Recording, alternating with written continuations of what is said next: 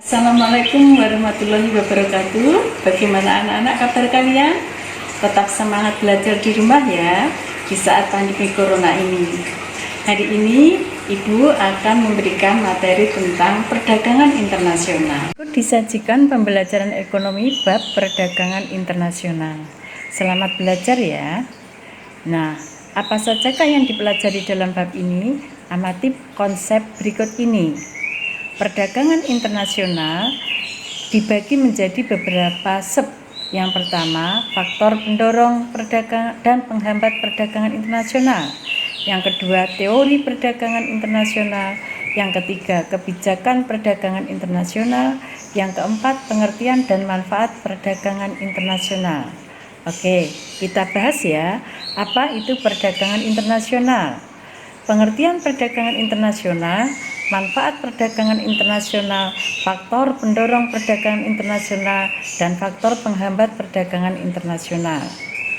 Oke, perdagangan internasional dapat diartikan sebagai suatu kegiatan pertukaran barang atau jasa yang dilakukan antar negara, bisa dua negara atau lebih. Kegiatan perdagangan internasional tersebut berupa kegiatan impor dan ekspor. Impor adalah kegiatan memasukkan atau membeli barang atau jasa dari luar negeri, sedangkan ekspor adalah kegiatan menjual barang atau jasa ke luar negeri. Nah, manfaat apa saja yang terdapat pada perdagangan internasional? Yang pertama, manfaatnya adalah memungkinkan terjadinya spesialisasi. Yang kedua, dapat memperoleh barang yang tidak dapat dihasilkan di dalam negeri. Yang ketiga, meningkatkan produktivitas dan efisiensi produksi. Yang keempat, memperluas daerah pemasaran. Kelima, mempercepat proses alih teknologi. Yang keenam, mempercepat pertumbuhan ekonomi karena perdagangan internasional dapat memperluas lapangan kerja. Ketujuh, memperoleh tambahan devisa bagi negara yang surplus neraca perdagangannya. Kedelapan, menciptakan stabilitas ekonomi, terutama harga di dalam negeri, dan merangsang produsen dalam negeri untuk lebih bersaing. Oke, sekarang faktor pendorong perdagangan internasional. Yang pertama, suatu negara tidak mampu memproduksi semua barang yang dibutuhkan masyarakatnya. Yang kedua, keinginan memperoleh keuntungan atau devisa untuk meningkatkan penerimaan negara.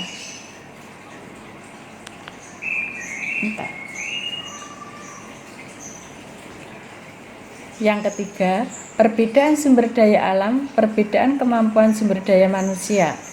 Keempat, perbedaan selera konsumen. Kelima, perbedaan kemampuan negara untuk mengolah sumber daya ekonomi, keinginan membuka kerjasama. Dan yang ketujuh, hubungan politik dan dukungan dari negara lain. Terakhir, era globalisasi dan kemajuan teknologi informasi. Faktor penghambat perdagangan internasional.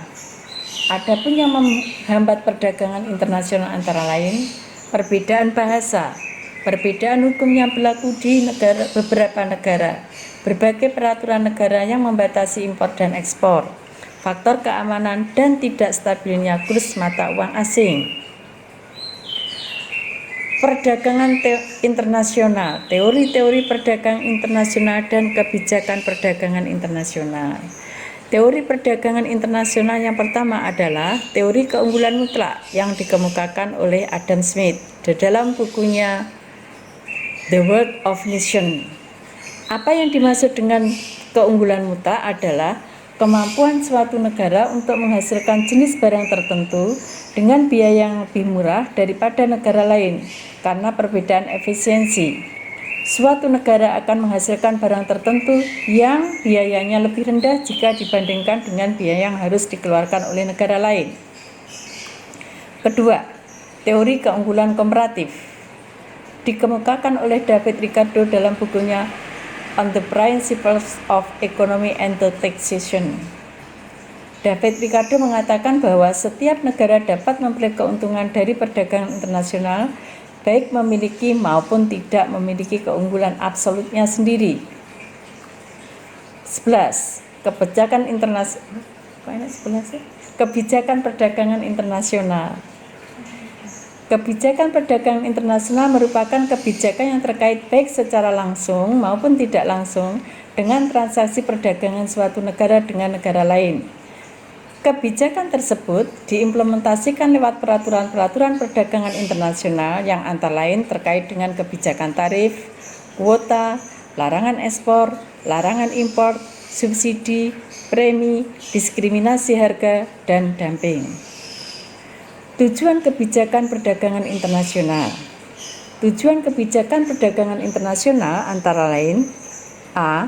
Meningkatkan lapangan kerja. B. Menjaga stabilitas harga barang-barang di dalam negeri untuk pengendalian inflasi. C. Menjaga stabilitas kurs valuta asing. D. Meningkatkan investasi dalam negeri. E. Meningkatkan ekspor. F. Menurunkan impor. Dan yang G. Melindungi konsumen dan produsen dalam negeri. Berikutnya adalah tentang alat pembayaran internasional dan neraca perdagangan. Alat pembayaran internasional adalah untuk membayar rekanan di luar negeri. Alat-alat yang dapat digunakan sebagai alat pembayaran adalah valuta asing atau mata uang asing, emas, vessel, bill of exchange, traveler checks, letter of credit, dan cable order. Cara pembayaran internasional. Yang pertama adalah cash payment. Cash payment merupakan pembayaran yang dilakukan secara tunai. Cara pembayaran ini dilakukan oleh eksportir yang belum mengenal importir. Cash payment dilakukan karena eksportir kurang percaya dengan bonafiditas importir dan dapat dilakukan melalui vessel bank atas tunjuk, telegraphic transfer. B. Open account. Open account merupakan cara pembayaran internasional yang dilakukan dengan cara barang yang telah dikirimkan kepada importir tanpa disertai surat perintah membayar. Dalam sistem pembayaran ini, resiko ditanggung oleh eksportir, sedangkan importir melakukan pembayaran setelah beberapa waktu atau terserah pada kebijakan importir tersebut. C. Letter of credit. Letter of credit merupakan surat yang dikeluarkan oleh bank atas permintaan pembeli barang atau importir, di mana bank tersebut menyetujui dan membayar vessel yang ditarik oleh penjual barang atau eksportir. Jadi, letter of credit merupakan suatu alat pengganti kredit bank dan dapat menjamin pembayaran bagi eksportir. D. Vessel atau commercial bill of exchange. Vessel merupakan surat yang ditulis oleh penjual yang berisi perintah kepada pembeli untuk membayar sejumlah uang tertentu pada waktu tertentu di masa yang akan datang. Biasanya waktu pembayaran draft dilakukan disebut tenor. Commercial bill of exchange lebih dikenal dengan nama vessel. D. Konsinyasi. Konsinyasi adalah cara pengiriman barang ekspor yang bersifat titipan dan untuk dipasarkan oleh importir dengan kesepakatan harga tertentu. E. Private compensation. Private compensation merupakan metode pembayaran perdagangan internasional dengan cara melakukan kompensasi penuh atau sebagian utang piutang baik secara langsung maupun tidak langsung antara pembeli dan penjual. Metode ini dilakukan untuk mengurangi atau meniadakan transfer falas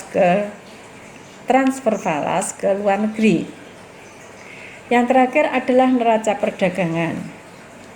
Neraca perdagangan secara sederhana merupakan selisih atau perbedaan antara ekspor dan impor. Jika impor lebih tinggi dari ekspor, maka terjadi adalah defisit neraca perdagangan. Sebaliknya, jika ekspor lebih tinggi dari impor, yang terjadi adalah surplus. Selain neraca perdagangan, pemerintah juga membuat neraca jasa, yaitu neraca perdagangan ditambah jumlah pembayaran bunga kepada para investor luar negeri dan penerimaan dividen dari investasi di luar negeri, serta penerimaan dan pengeluaran yang berhubungan dengan pariwisata dan transaksi-transaksi ekonomi lainnya. Demikian anak-anak materi perdagangan internasional yang Ibu berikan hari ini. Tetap semangat belajarnya ya. Apabila ada Yang bertanya, kalian bisa bertanya melalui WA yang kita buka di grup. Semangat belajarnya, tetap di rumah, stay at home. Terima kasih. Assalamualaikum warahmatullahi wabarakatuh.